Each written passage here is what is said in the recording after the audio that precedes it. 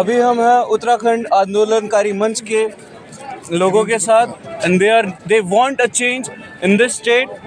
अब हम इन्हीं से जानना चाहेंगे कि क्या चेंजेस ये लोग हमारे स्टेट में हमारी सरकार के द्वारा चाहते हैं। सर देखिए, ऐसा है, उत्तराखंड बने 23 वर्ष हो गए। जिस मूल निवास के लिए हम वर्षों से लड़ रहे थे वो अभी तक हुआ नहीं है, और मूल निवास ना होने की वजह से आप देखिए राजस्थान में 700 जो भर्तियां एम्स में हुई है, क्या उत्तराखंड का कोई पढ़ा लिखा नौजवान नहीं था? आप देखें 96% पंत यूनिवर्सिटी के अंदर बाहर के लोग काबिज हैं, क्या उत्तराखंड का कोई लोग या पढ़े लिखे लोग नहीं है? ये जो समस्या आ रही है उत्तराखंड का, जो सबसे पहले मुख्य मुद्दा क्या है, पहली रोटी पहला अधिकार जो उत्तराखंड को मिले वो अधिकार उत्तराखंडियों को नहीं मिला है। हमारे अभी भी 23 वर्षों के अंदर जितने भी शासन प्रशासन के अंदर जो लोग आए हैं वो उत्तराखंड का केवल दिखावा करते हैं, अभिनय करते हैं और उत्तराखंड के लिए कार्य नहीं करते। यदि वो कार्य करते तो आज इतना जो हल्ला बोल आप ये देख रहे हैं सामान्य जनता में, मातृशक्ति में, युवाओं में और उत्तराखंड राज्य आंदोलनकारियों में भारी आक्रोश है। उस आक्रोश को हम यहाँ पे व्यक्त कर रहे हैं। अगर सरकार आज नहीं चेती तो कब चेतेगी? डबल इंजन की सरकार है। आप देखें हरियाणा के अंदर 50,000 झुग्गियां तोड़ी जाती हैं, जिसमें 10,000 के करीब कम से कम पहाड़ियों की है।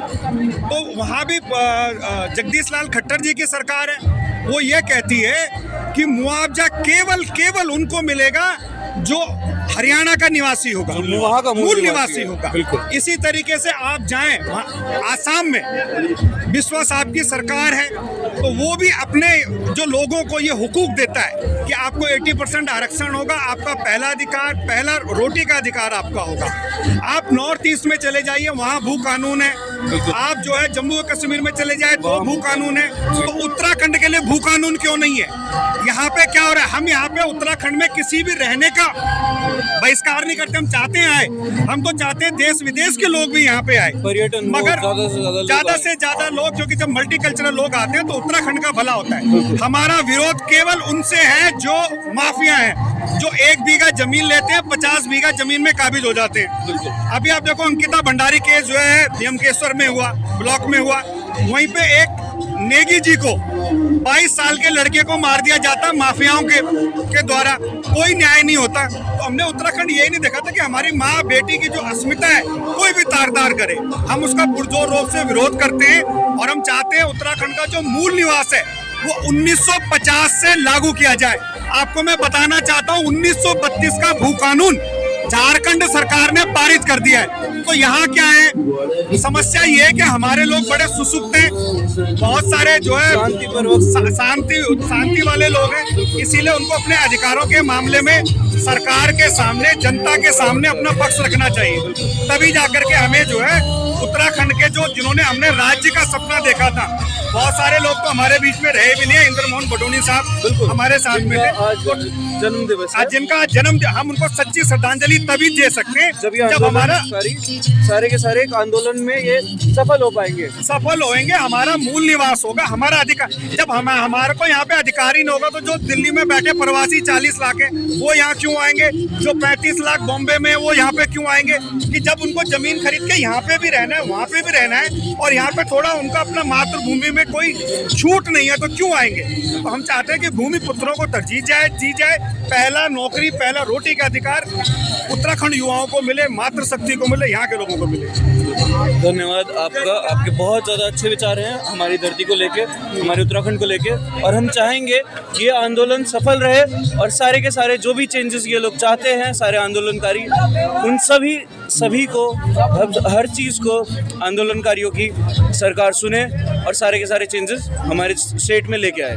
धन्यवाद। हम हैं साथ दीपक बिष्ट जी के, और ये अपने बारे में बताना चाहेंगे कि ये कहाँ से हैं और कैसे हैं। मैं दीपक सिंह बिष्ट, परिवर्तन राष्ट्रीय सनातन जागरण सेना संस्थापक। आज हम लोग आप देख रहे हैं कि पूरे उत्तराखंड में, पूरा उत्तराखंड का समुदाय, आप जौनसार से लेके आप बात करते हैं टनकपुर, माँ पूर्णागिरी धाम, जहाँ कुमाऊं क्षेत्र आता है, और गढ़वाल, पूरा उत्तराखंड यहाँ पर एकत्र है। सबकी एक ही मांग है कि उत्तराखंड मांगे मूल निवास 1950, यानी 1950 के बाद का जो व्यक्ति बाहर से यहाँ है उसको मूल निवास को प्राथमिकता के रूप में नहीं लिया जाना चाहिए।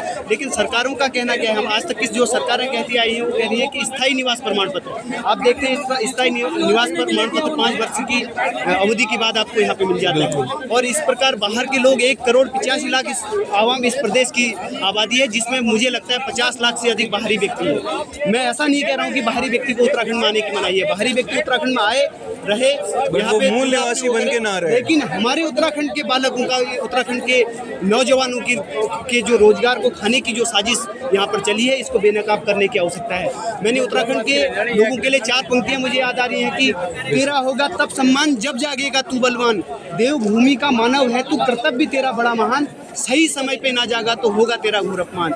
वैसे आप देख रहे हैं पूरे उत्तराखंड में किस तरीके से सरकार कोशिश तो कर रही है, हमारे मनोबल को गिराने की कोशिश है और हमारी सांस्कृतिक विरासत को, हमारी देवभूमि की जो साझा एक संस्कृति है उसको बिखेरने की कोशिश जो सरकारें कर रही है, उसको बेनकाब करने की आवश्यकता है। और पूरे उत्तराखंड के हर उस युवा को, हर उस व्यक्ति को जो अपनी संस्कृति के लिए संघर्ष कर रहा है, उसको एकत्र होने की आवश्यकता है। और आज यह देखकर बड़ा हर्ष हो रहा है कि उत्तराखंड में तमाम क्षेत्र के लोग, तमाम अलग अलग विचारधाराओं को रखने वाले लोग आज एक ही मांग कर रहे हैं, उत्तराखंड मांगे भू कानून, उत्तराखंड माने मूल निवास 1950। बिल्कुल, और यही बिल्कुल, हमारी मांग है। जी, तो हम चाहेंगे कि ये सरकार अपने कान खोल के सुने जो आप सभी की मांगे हैं और आप सभी की मांगे ज़रूर पूरी हों। धन्यवाद आपके समय के लिए, शुक्रिया।